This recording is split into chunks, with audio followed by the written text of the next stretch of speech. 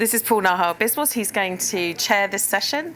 Paul has spent the last year working with the UK Children's Media Plan campaign group formed after CMC 2022, which also contributed to the planning for this summit. He's an international media and digital strategist with over 20 years of experience tackling new channel service and platform launches and industry-wide collaborations. Thanks, Paul.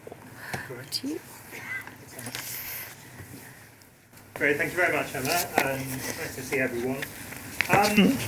Just to open this session, the policy, regulation and funding for public service video content was defined by a terrestrial television world, and it was mostly set by people born before the advent of the Walkman, let alone the advent of the iPhone.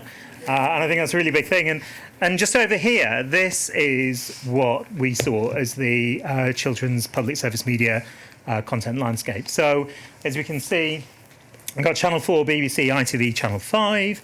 They had content obligations, and the BBC and Channel 4 fed quite a lot of content into schools. And schools use the content from the BBC and Channel 4 to structure their curriculum. And then just further out, looking at the other participants in the ecosystem was Sky and DVD and VHS. And obviously, as Lucy said, Sky was active in there, but it didn't necessarily have content obligations. But if we have a look at what's happening today, and over half of video consumption by young people is now on new and unregulated spaces.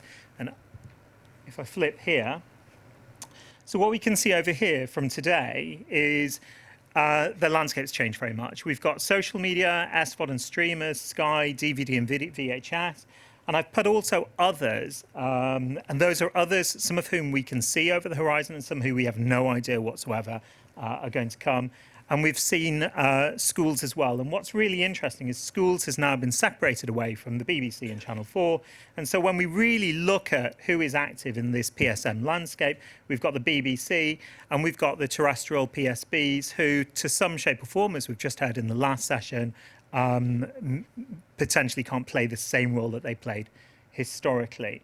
And so that side, when we look at who's got content obligations, it's a very small proportion of what that ecosystem is. So the question we've got to ask is it right that all the responsibility for public service content provision still lies with the terrestrial broadcasters?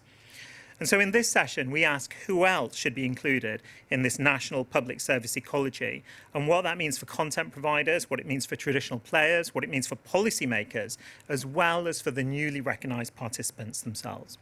And in particular, we ask whether change is going to come about voluntarily, or do we need a proactive vision, including regulation and funding, to create that change? So what I'm going to do now is just introduce the panel. Oh, good. Okay, then. Great. Fantastic. So we've got a great panel today, and we've got Ian, who's the head of public policy at YouTube, the UK and Ireland. We've got Gregory Dre, who is the co-founder of Animage, but also a former MD of Kids at YouTube. And we've got Sophie Peachy, who's the assistant news editor and correspondent of the News Movement, and I'm sure she'll explain a little bit more about that in a minute.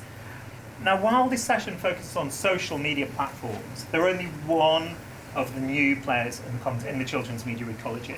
So just before we start, I've just been asked to relay Netflix's view on long-form streaming services, and this is what they said. So I'm just going to sort of read it and look down. I'm going to be very boring. There are very significant differences between curated, editorially controlled entertainment services like ours and online gaming platforms, social media, and user-generated content. This is relevant not only in terms of how audiences engage with these services, but also the amount of time they spend using them and the ability of parents to control and influence their child's interactions online and ensure they have a positive experience. So I think that's hopefully sort of separates the two areas we're looking at.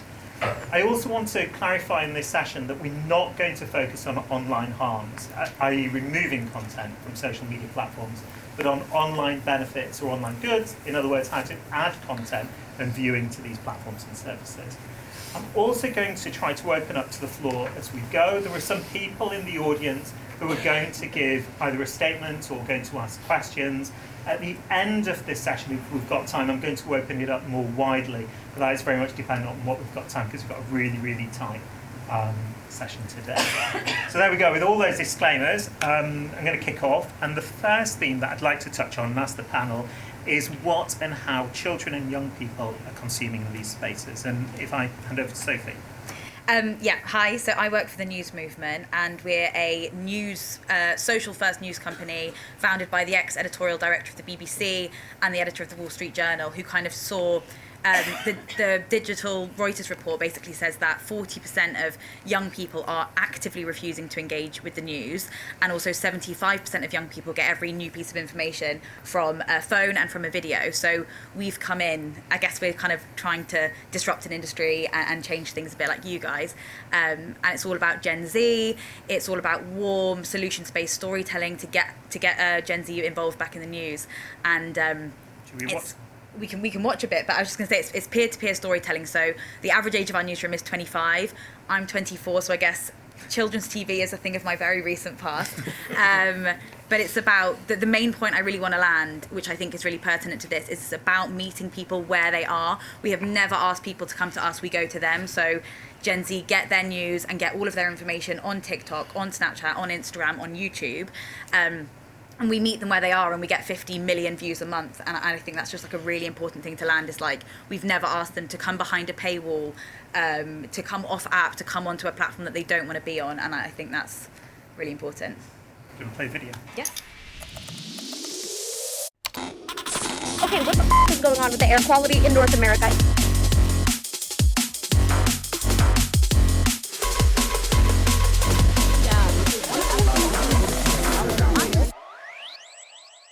They had a huge part in fighting and bringing down ISIS. We've come to an event in Calais. Abdul's going to be speaking here. What these camps look like, what kind of conditions these people are living in. The police only work if they have the trust and consent of women and girls. Peaceful, that is something that you can definitely feel in this room. One thing the mafia hates is a rat.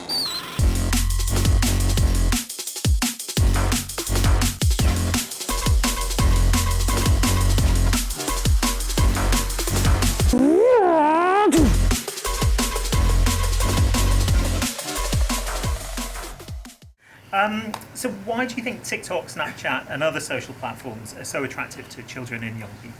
They're massively attractive because they're so incredibly diverse, and they operate as search functions. So I guess when I was growing up, I was told that, I could watch TV at 5 o'clock, and I was being told exactly what to watch, which was fine when there wasn't other opportunities. But now you can go on these platforms and you can watch anything you want, about anything you want. You can engage, like there's comments. That's part of the fun of TikTok, is the engagement, seeing what other people think and feel. So I guess it's just like huge diversification of content is so appealing.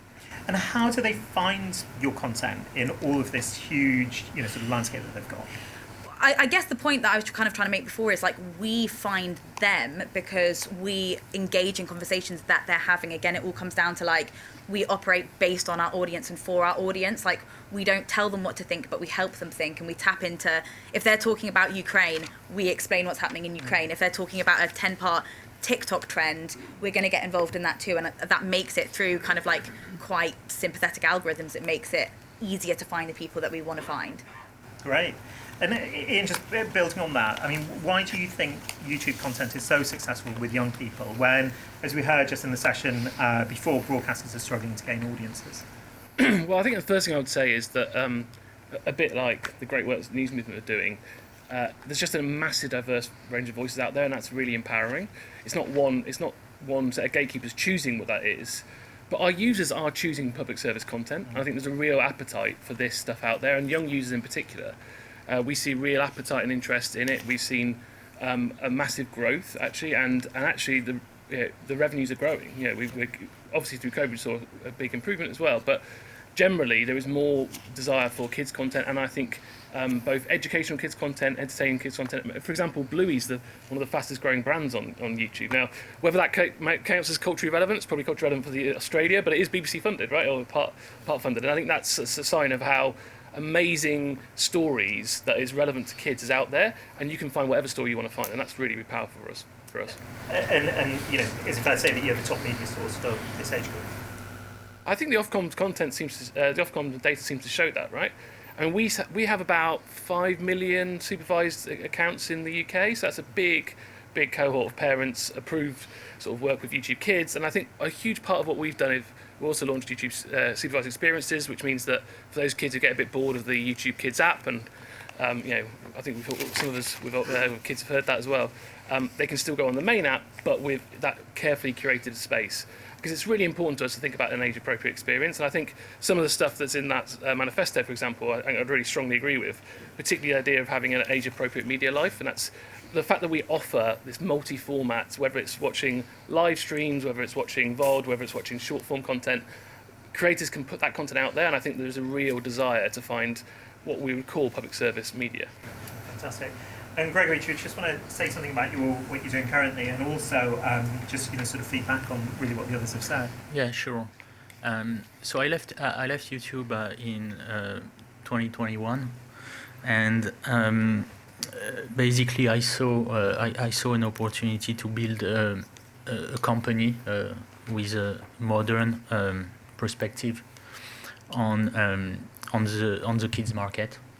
The necessity to have a digital first perspective, and obviously this was inspired by my experience at Google and YouTube. So I mean, just rebounding on what Ian said, so a lot of great stats have been shared this morning. I would add a couple more to give you all a sense of how dominant, how important YouTube has become in our ecosystem. So Ian mentioned YouTube Kids and the supervised accounts. So there are today more than 100 million kids on YouTube Kids and globally, and I mean, using also supervised accounts on YouTube main, but I mean, for the most part, we're talking about YouTube Kids here. There's a number that, from my point of view, is probably much more relevant to share today. This is not an official number. I mean, even for many people at Google and YouTube, this is a number they're not really aware of. This is a number of kids. The number of kids tuning into YouTube main. Okay, and at my time, so I mean, a couple of years ago, we tried to estimate the number of kids on YouTube main. Complicated because, as you know, basically on paper, the under 13 are not supposed to be on YouTube, and we estimated that there were more than 400 million kids tuning to YouTube on a monthly basis. So I think by now you should be all convinced that YouTube has become, in the past few years, the main point of entry to content for kids globally, everywhere. So I mean, I really empathize with what Patricia was saying. I mean, the problems we are facing as an industry today are not UK-centric, they are global. So let's always think about the situation of the marketplace today.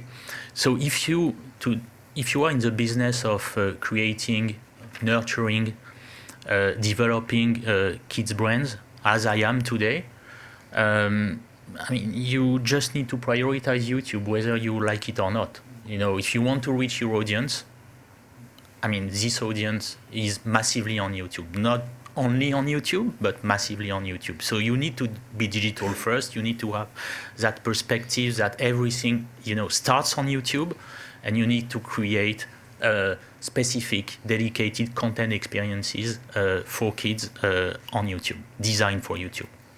Great, and I think, after that, I think that brings us on to the role of social responsibility. Obviously, we've talked about where the audience is now, and obviously, in the past, our public service broadcasters had that social responsibility. I'm just going to reach out at the moment to Gary Pope, because I think Gary's got something to say on this. Gary, you, great.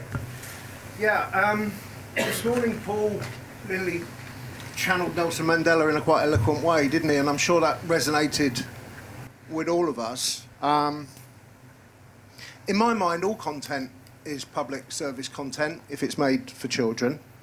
And beyond my disbelief, despair, whatever you want to call it, that algorithms don't optimise for children, let's put that to the side, I wonder why the people that should don't take responsibility for the output that they make for children. It seems to me that all too often, commerce becomes first and children second. And I'm kind of looking at you two there, really. You're right, Yeah. so you can leave the building, you'll be safe. I suppose one of the questions, and we'll come to that and you can answer Gary's question overall, but I am going to ask the audience to do a show of hands, which is, if you operate in the kids space, should you expect to comply with some form of standard? Do you have a responsibility? Should you conform with some sort of standards if you operate in the kids space, even if that's on YouTube or TikTok? So show of hands if you think yes. It's going to be a bit of a redundant question, but what about if you think no? Well, I was going to ask that person why not, but no one said no, so there we go. So Ian, does YouTube agree with the audience? Yeah. I mean, I've got a hand up. I definitely think this is really important, and I would say that there's 2 points I guess to make. One is the sort of responsibility we provide as YouTube as the platform, and obviously we're not talking about online safety today, but we do a lot around removing content. We also do a lot around age-appropriate experiences and making sure that, for example, we talked about YouTube Kids and the growth there. Not just that they have a curated media life and appropriate at different levels, but also when they're watching on YouTube, and we do see a lot of people logged in on their parents' accounts, etc., that the content they're watching is an age-appropriate experience. So, for example, comments are switched off if you're watching kids' content on YouTube Main. Some of the changes we made around bedtime reminders and stuff like that are available on YouTube Main where we do it. So we're thinking very carefully about how we offer the platform to the kids' content, so that when kids are coming across that, wherever they're seeing it, that they're seeing it in the right way. But I also think we've got a responsibility as a leader, as part of a really established player in the media ecosystem now, to sort of set out what good looks like. And last year we launched our youth principles, which have talked a lot about that age-appropriate approach. It also makes the case that it is absolutely right that kids have the ability to talk to discover new worlds and to be involved in innovative technology. But at the same time, it's got to recognise the different developmental needs at different stages of a kid's life. So we're thinking very carefully about that, and I'm excited to hear, since we've published that, actually other platforms coming to us asking for how they can start to bring those into their product development. Because we're always thinking about this. I think it's really important that we take a stand, but also that we try and help the sector move forward. That's really interesting. And it's a bit of a tough question or trap question, I suppose. But would you welcome government regulation in this if it was applied to all platforms and services? Is there a need for some sort of minimum? And I'm not necessarily saying, I know that we've got predominantly YouTube on over here, but actually I think there's also a lot of concerns with the other platforms and also platforms that we don't know about yet. Yes, I mean, firstly, there is regulation. There's AVMS, for example, which recognises us as a VSP, not a social media platform, and the responsibilities there. I think also a lot of the challenges, I know we're not supposed to talk about online safety, but a lot of the challenges with the online space have been driven by the online harms issues that needed to be addressed, and now we're becoming a much more regulated business, and so are the other major platforms, both here in the UK through OSA, but also the DSA in Europe and that. So I think there is stuff there. Going forward, I think there is really interesting questions about some of these things around culturally relevant content. We see a massive need, a massive desire for British content. It's really interesting. It's absolutely based on that bedrock of PSB, the great content that's come through. And I mentioned that we succeed where our partners succeed, and we see 85% of YouTube creators' watch time from the UK is overseas. So it's an export because people want British content. Actually, it's probably one of the reasons why that French example isn't necessarily a fair one, because actually we're seeing huge desire for British content. However, just because it's made in Britain, does that mean it's culturally relevant? That's a real question, I think, and that's a tension we heard about in this morning's session that I'm really interested in. I think there's some real questions about, for example, does it matter if it's someone like Maddie Moe, who spoke earlier today, who's brilliant, doing some science content? is that culturally relevant because she's talking with a British accent about global science stuff? I think I don't know the answer to that, and I think having someone like Ofcom look at that is really interesting and something we should definitely consider. I think that's interesting because there's obviously Patricia has views as do other people in this room, and have obviously with different hats on work with other countries on those similar issues.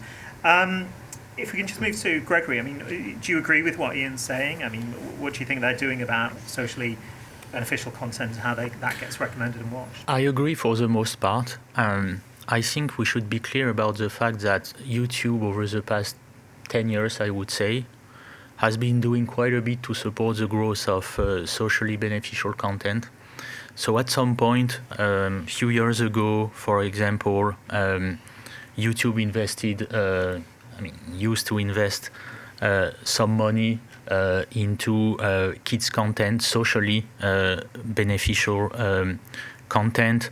You might remember that there was a $100 million fund that was existing that benefited the UK ecosystem, that benefited, the growth of good content for kids. I don't know if we have Oli today from Blue Zoo, but he's over here. So we funded at the time Millie and Lou, an excellent show. We funded a collaboration during the pandemic between Joe Wicks and Hey Dougie. YouTube has done things. So we can debate whether this was or this is enough or not, but YouTube invested into the ecosystem. Fortunately, I would say, because YouTube has been benefiting a lot, from our ecosystem, from the kids ecosystem. I think the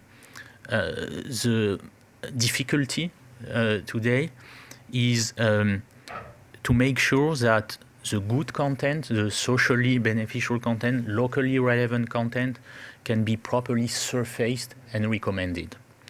So on that front, YouTube will remain, the main platform will remain an open platform with an algorithm at the core. Difficult to push YouTube to start doing some manual curation on YouTube main. I think the advantage with YouTube is that you can talk to YouTube, and you can potentially move the lines. So this was the case with YouTube Kids. On YouTube Kids, you have a level of manual curation. It's not perfect. It's not great. You have a team based in the US, centralized in the US. Making some calls to try to surface good content, but it's not enough. So this is probably on the YouTube Kids front, on that platform, that we can discuss and make progress to surface good content and inspiring content for kids. So thank you for that. So Sophie, obviously a loaded question, but how seriously does the news movement take its responsibilities? And do you feel that the platforms that you operate on take those responsibilities as seriously as you do? We take it incredibly, we take the responsibility incredibly seriously. We're obviously all trained journalists, there's a lot of rigor in the newsroom, and the platforms have all worked very warmly with us, and I have no reason to think that they don't take that responsibility seriously. However, I do think that there is more space, kind of what Gregory was saying, of surfacing more authoritative content and socially good content, and creating slightly more sympathetic algorithms on YouTube main or YouTube Kids, I don't know, to surface that to audiences. And I think YouTube's very good, but we struggle, for example, on TikTok, where I think they take their social responsibility sometimes too seriously, and then it's actually impossible to. We are trying to bridge this gap between Gen Alpha and Gen Z, and kind of helping people navigate the world, and sometimes explaining what's happening in the world does involve the word death, or so, it's not nice, but it does, and then we immediately get downgraded, and it's wow. So sometimes too strict. Can I just come in to one Yeah, little thing? go for it. One thing I think you should remember here, and perhaps it's forgotten sometimes, is that we need content like News Movement. Yeah. And we need all content, right? We're a platform. We're not, we need all your content out there. But I think in particular, for example, News Movement's in our breaking news shelf. It benefits from our news products. But actually, it's really critical for us to have quality news content in particular, and the work from PSBs that we know is going to be, we know we can rely on to be quality, because it means that we can inform our users, and we need to keep our users informed. So sometimes we think it's a question of platforms being kind or being sympathetic. It's not that. It's like it's in our business interest. It's in our responsible mission statements to deliver this stuff. It's really interesting. Actually, I'm going to move on to the next question, which because I think it forms just on what you've just talked about, Sophie. But if we think about how content is being made, is it possible for PSM content on social media to be commercially feasible? And I think actually the most interesting people to ask this question to is you, the audience. I'm going to ask the question, can content producers and legacy broadcasters make socially positive content and earn a living from it? Or are we only talking about a handful of influencers? If you think yes, content producers, legacy producers, on broadcasters can make sort of a living from socially positive content on social media platforms, then please stick your hand up. Now that's not as many as we had for the previous question, so I think that's really interesting. And hands up for no. That's interesting. It's probably sort of, I think no slightly tips it. Yeah, 40-60 something. Yeah, about that.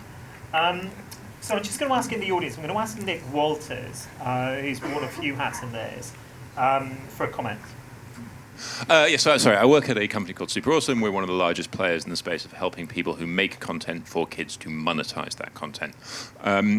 And so this is, I guess, kind of partly a question which is flying the flag for commerce, which I guess doesn't always have to be in opposition to good quality kids content. I think there is a lot of money, frankly, that wants to support and be around and associated with good quality kids content. And a lot of that money comes from advertisers. And I think in the UK alone, that is probably in the hundreds of millions. And so I guess the question for the panel is whether there is, and a lot of that used to go into kids' TV and functionally just doesn't anymore because that is no longer where the eyeballs are. And so I guess the question for the panel is whether there is a role either for government or for the platforms themselves in, first of all, helping ensure that more of that money ends up around good quality, socially beneficial content, and secondly, that more of it actually makes its way through to the producers of that content. Great. Nick, who do you want to answer first? That's probably an Ian question, first of all, but elsewhere. And I rebound because I have a proposal. I have a proposal. So Ian first. Ian first. There we go. It's just slightly different to what I will do. I hope everyone in the room knows about our revenue sharing model. The fact that we share the majority of the advertising that we generate on YouTube with the original content creators. I think it's also worth thinking about that in parallel with Content ID, which is our IP management tool, which allows platforms to either block or monetize. And it's worth saying over 90% of partners choose to monetize rather than block.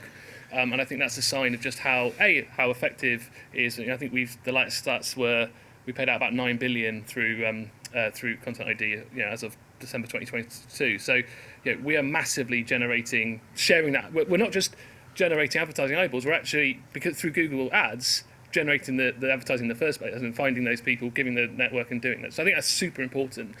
I think it also talks a little bit to whether it's legacy broadcasters, whether it's new media companies, actually the fact that if you are building your business on YouTube, there is a constant upside. If you find something that pops, that revenue doesn't get capped. It's not like a fixed price model. It keeps growing, and as those eyeballs go crazy, you get more and more revenue and more advertising. So we are sharing. Again, we succeed when the partner succeeds. We are sharing it, and we work with partners, whether that's traditional broadcasters and things like partner sales teams, etc., to try and encourage more and more of those successful content that our users want. Particularly, I think around these around the content that is authoritative, that's reliable, and that actually is really high quality, because we know the users want it and we know it sells, so it's absolutely in our interest. Sorry, Greg.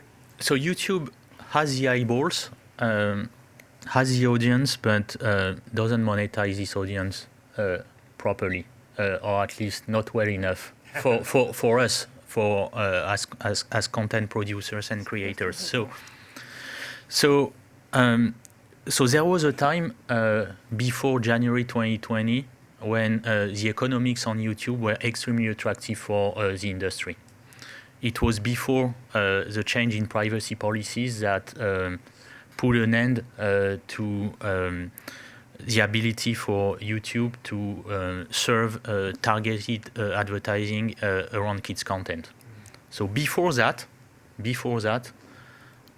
I mean, as an industry, we were doing relatively well from a monetization standpoint on YouTube. I mean, revenues are higher now than they were in 2019. So, on kids' content, genuinely, even with contextual advertising, there's growing eyeballs and there's growing dollars as well. I mean, I would question this because I'm not sure we are back overall as an industry to the level we were before the change. I mean, YouTube payouts and revenues and economic impact, absolutely. Okay, so I take this, but I mean, still, the problem YouTube has is that it's not the expertise post 2020. Post 2020, it's not Google and YouTube's expertise to sell contextual advertising as opposed to targeted advertising. So that's why the CPMs are so low today, and that the monetization is really disappointing. So lots of views, lots of watch time, lots of eyeballs. I mean, the kids category continues to be extremely successful from a viewership standpoint on YouTube, but the monetization remains really lackluster. So what can we do? So I think it's not realistic to believe that we could go to YouTube and Google and ask the company to redirect all the advertising revenue or most of the advertising revenue to the industry. I think it's not realistic. But I mean, I'm bringing one idea to the table today. 10 years ago, or I mean 8 years ago, so this was a result of a lot of pressure from the news industry, but YouTube decided to support the digital transformation of the news industry. You might remember the Google News Initiative, the Digital News Initiative, and on YouTube, it materialized through the launch of the so-called player for publisher that enabled a number of news publishers in the UK and all over the world to benefit from differentiated economics on the platform, including differentiated rev share. So let's not expect YouTube to launch new funds like the 100 million fund in original content that I talked about earlier. But I think this differentiated rev share is an idea we should push. I mean, if YouTube 8 years ago decided to rescue or support the transformation of the news industry, I mean, there's probably a case to be made now to support the transformation of the kids and family industry. So this is something I'm bringing to the table today. YouTube and Google, they are not charities, okay, but they are responsible. I mean, you can talk to these people, okay, and it's not always the case with the other social media platforms. So I think there's a conversation to be to have to improve the economics, and this is so one idea that I'm bringing to the table today. Great, that's fantastic. And I think actually that just brings us to another question. And Sophie, I'm going to ask you about some of that question in a minute, just captain with this thing. But before I do so, I'm going to ask, do we need funding for PSM content on social media? and how could that work? And what I'm going to do is, I know that there's a couple of viewpoints from the audience that I just want to get out first, and then I'm going to ask the panel to respond to that. So, Greg Boardman. Thank you very much. Is that working? Yeah, okay. So I think it's clear that the long-term future is dependent upon building a safe, ethical digital space around our young people. And I'm not convinced that necessarily YouTube is that one space. I think we need a plurality of spaces. And we need to recognise individual pathways. And in some ways, we've got to create a new public service habit that rewires, reweaves, and rebuilds our social capital, because it's apparent from this morning it's not there. And I guess, with my producer's head on now, we do have an immediate short-term and medium-term crisis, and we can't escape the fact that money is at the heart of this. And in some ways, the debate that's going on stage now kind of proves that YouTube's not going to fix it for me money-wise. So we don't have to look too far. There's a model that was workable, that was out there, that I think if we allow ourselves to evolve a YAC-type fund, then we may have a model that might take us forward. The fund demonstrated it had success in key factors of diversity, inclusivity, and regionality, but as Magnus pointed out, it didn't enable the reach, given it was tied to traditional broadcasting models. So I think the long-term economics of investing on young people, again from this morning, is very, very clear. And therefore, the public funding of high-quality content, or the funding of that high-quality content, it seems to me to be obvious. If we agree we have got to find the money somewhere, and we can probably agree that today, then we can then think about how we deliver it with all the partners in the room. But I guess the question is, where does that injection pot come from? Is it going to come from your community funds? Is it coming from the National Lottery? Is it coming from levies? Is it coming from education budgets? Or is it coming from health department budgets? Because we are looking at a long-term investment in our future, as we've been told this morning. I know Ollie Hyatt, you're here as well. I mean, did you want to build on that or put something new on that? Ollie? Yeah, I mean, I've been a long-time advocate for sort of changing the narrative around what that is funded, and we have to go where kids' eyeballs are. Are we saying that we are going to try, when they get back from school, to force their eyeballs onto public service content on other platforms? Kids are notoriously good at navigating around stuff that they may not want to be. That other stuff will still be on there. They will still find it. So an idea I had is, where are kids and where are we failing kids and where is there no money for kids? Where are we trying to level up things in education? We make some of the best creative educational entertainment that go into schools now, like number blocks, alpha blocks, used in 94% of schools. I know that Horrible History has completely unlocked history for my children. They watch more public service television in school, Newsround, the great stuff that does, all public funded. Now that will count as one click. The value of a click can mean anything. It can mean an entire classroom of children turning to a certain viewpoint.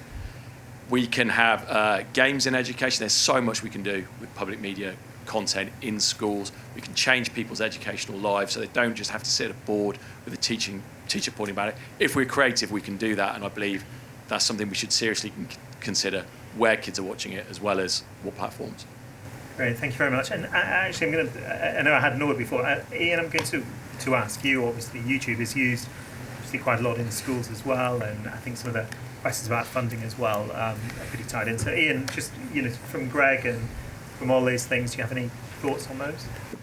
I think, well, firstly, like Ollie knows this, but like my son's been totally addicted to number blocks, loves it to bits, and I think that he got that from school, not from me, interestingly. And I think over time, whether he's watching it on iPlayer, watching on YouTube, he's finding it across that. And I think that's a great, and actually Blue Zoo is a great example of how that's a brilliant partnership where, commissioned by BBC, bedrock of the public service remit, but then globally building a business thanks to YouTube and its overseas platform. So I think the more we work in partnership, the more we don't see it as a kind of either or, and the more we also, I totally agree with Greg, it shouldn't all be migrated around us, around our platform. It should be, there's a really rich ecosystem out there, just like just like News Movement, we need to go where the kids are, which is multiple platform. And I think one of the challenges we see is with some of the more traditional broadcasters is, for lots of good commercial reasons, trying to bring them back to your own space isn't always successful, and actually trying to tell stories through partners where they can. At the core of that, though, is how is it going to be funded, and that's where we've got our revenue sharing model. A lot of the social media networks don't have the same financial offer. I recognise that, but I think that's one of the reasons, by the way, why we have so much great content on YouTube is because of our revenue sharing model, and because that's allowing both traditional partners to get additional and attributable audiences, but also build up these new businesses. So I do agree you need to follow the money. Whether that's a specific fund or not, I don't know. I do see that kids content is doing really well on our platform, and there's really great quality content out there, educational and entertaining stuff. And so I think really trying to find, going back to what John said this morning, looking at the actual problem and unpacking the problem rather than necessarily taking our assumptions of what might be the problem is probably the critical next step. Here's a question, Sophie, actually, builds on that, which is, do you think that you need public funding for the news movement, or can you do that without public funding? More money is always nice, but I think, like at the news movement, I think our kind of line is that there needs to be an expansion on what the public service ecology even is. Like, should that space be limited to just like a few players? I think that's kind of dying, and I think that because we're quite pioneering, I think our line is that trying to hammer a 20th century solution onto a 21st century audience is never going to work. And like, instead, I think there's like really exciting opportunity to be more adventurous, to collaborate with, in the vein of TV production, like you go to independents and you go, okay, the news movement is already in that space. You already are where the audience are. So like, how can we support you to create that great content with public funding? Because I just think there's a lot more opportunity to be more adventurous, to be more pioneering in that space, and obviously money would help. Great. I'm just going to move to sort of the last main question, and we've talked about the funding of content, but not so much about the finding and consumption of it. A lot of the conversations with the terrestrials has been that they're paying for content that just isn't watched. For example, Blue BT used to get audiences of 8 million, but now it doesn't even get 50,000 viewers. We know from ITV and Magnus, we were just talking about how you might be lucky if you got an average audience for some of your content which you funded and was originated of 4,000. So obviously that's very, very difficult. And with regulation, when we talk about regulation, we talk about prominence at the moment is for ensuring that services are visible. So, what they're planning on the media bill for prominence, for example, or, really, a good way to summarise it up is that the traditional view on regulation on prominence has been, can you make sure that the iPlayer is prominent on a Samsung TV? But what that does is that does nothing to ensure that PSN content is actually surfaced and watched on YouTube or TikTok, for example. So if we were to make that decision as a nation, that we were to subsidise, or we thought it was really important that PSN content was on social platforms, how do we ensure that it's seen? And so I know that we're running out of time, so I'm going to ask you to keep your sort of contributions brief. But Gregory, is it possible to change the way that the sharing video platforms recommend content? Yes, it's possible, but I don't think it would be a great idea to put the onus on YouTube or the social video platforms only. So we first need to challenge ourselves, and try to change the perspective. There was a time 10 or 20 years ago where our jobs were really simple. We were producing content, producing content. We were delivering that content to the broadcaster, and then our jobs were done. And it's no longer the case today. So we have to build an expertise of YouTube, for example, of the platform, understand how the platform works, how the platform recommends content, build the right skill sets internally, develop that strong expertise in terms of audience development, channel management, programming strategies. First of all, we need to do our jobs, and our jobs have changed. Okay, so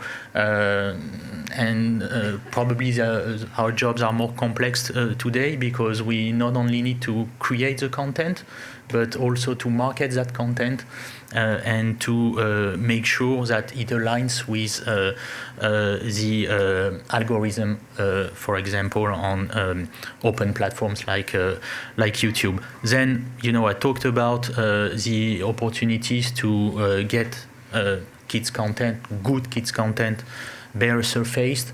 I think on YouTube main, from my point of view, still a long shot. But YouTube Kids is probably the platform where we could potentially move the lines with more of a human curation approach that could be mixed with the algorithmic curation. Great, that's really good. I'm just going to ask one thing of Max Leyleden in the audience. Max, if you could keep this to sort of like a, I know it's easy for me to say, can you keep it to a soundbite, but if you can keep it short, that would be great. Well, I think you can hear me in any case. What I think is interesting here about the discovery problem is that it really needs to be tackled from three sides, or all the sides if you like. But the way that Sophie's team is approaching this by making sure the content that they make fits in with what the algorithms support and surface naturally that way. And then secondly, I think you need to find more funding for the owners of quality content or public service content that's better. To be able to promote that content and drive traffic to it. But I think one relatively simple trick that one could request of the platforms is that they match that spending from the public service broadcasters or the content owners to boost the promotion of that content. That way they don't have to make a decision what to boost. The owners will make a decision how much they want to spend on boosting it, and the platforms can help supercharge it by making sure that every pound spent gets £2 worth of promotion. Just an idea. It's really interesting. And one of the things this as well is that obviously we talk about being able to sort of affect the algorithm or do AI personalization curation on different things, but isn't it also the case that actually if people stipulated that a certain proportion of content needs to be shown, needs to be surfaced, or certain types of content need to be surfaced on a regular basis if they're watched by a child, is that also an option for sort of discoverability? Ian, just on all of those different ideas, do you have any thoughts or comments? I think most of my comments today have been about organic YouTube content, so they're kind of share sort of match funding promotion. I don't think it's not really the way that YouTube works. Like we share more than half of the revenue, so that's in terms of the upside of it. But I guess I don't think it really works. Like you don't go higher up the feed if you're paying for promoted. That may work on other platforms, so it's not really a thing for us per se.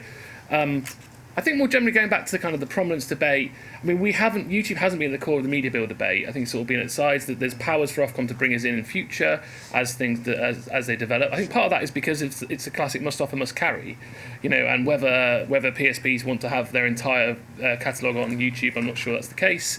We want to do what's right by our partners. We see one of the great powers, I talked about that export value, I think particularly for British media companies, the power to export overseas is really is fantastic. Of course, when you don't own the rights because you're selling those elsewhere, that becomes possibly less valuable, and so therefore we always have that trade-off.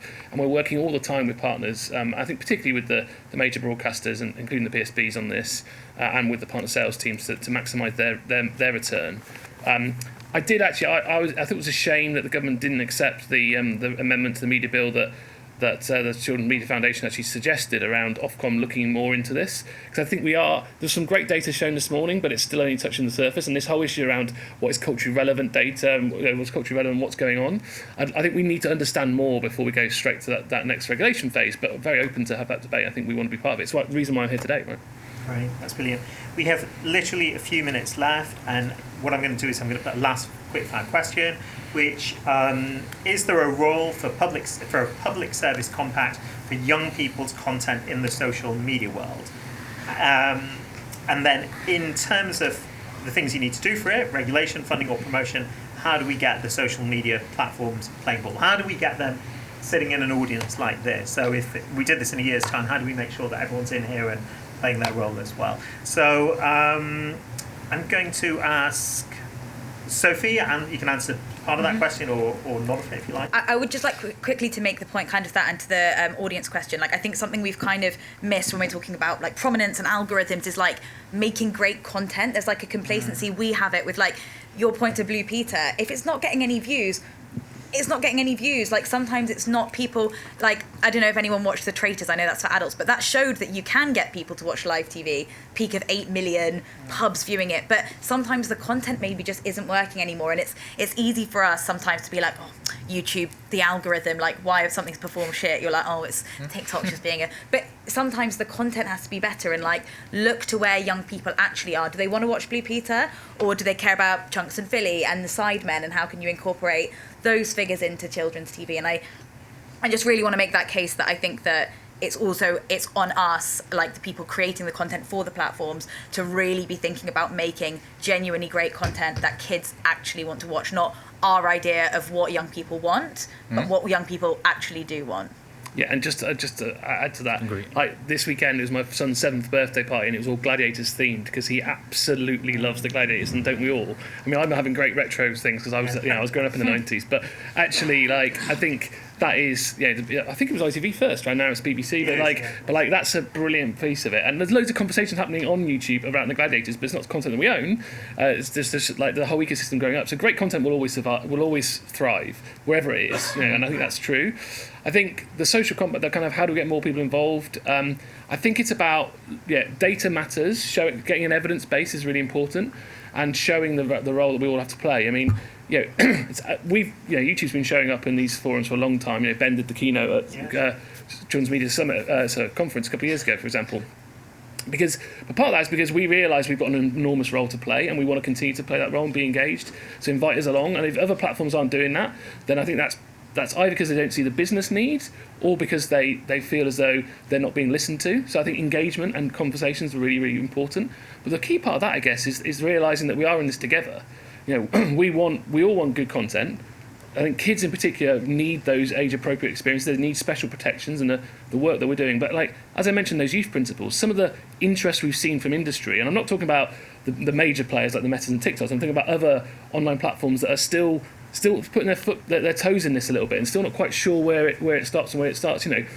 We've got a special YouTube product, but that means that it's easier for us, I guess, to talk about the under 13 audience. But others are going like, well, we don't look like we're trying to attract kids, but actually, if kids are on our platform, what is the appropriate thing to do? Engage them in an open way. And I think that's a really critical thing for us all to be part of. That's great.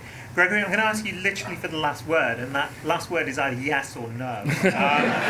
So, is there a role for a public service compact for young people's content in the social media world? Yes or no? Yes, definitely. That was 2 words, but I love it. Sorry. So that's all we've got time for, and I think it was a really great session. And I'd like to thank Ian, Sophie, and Gregory for their time.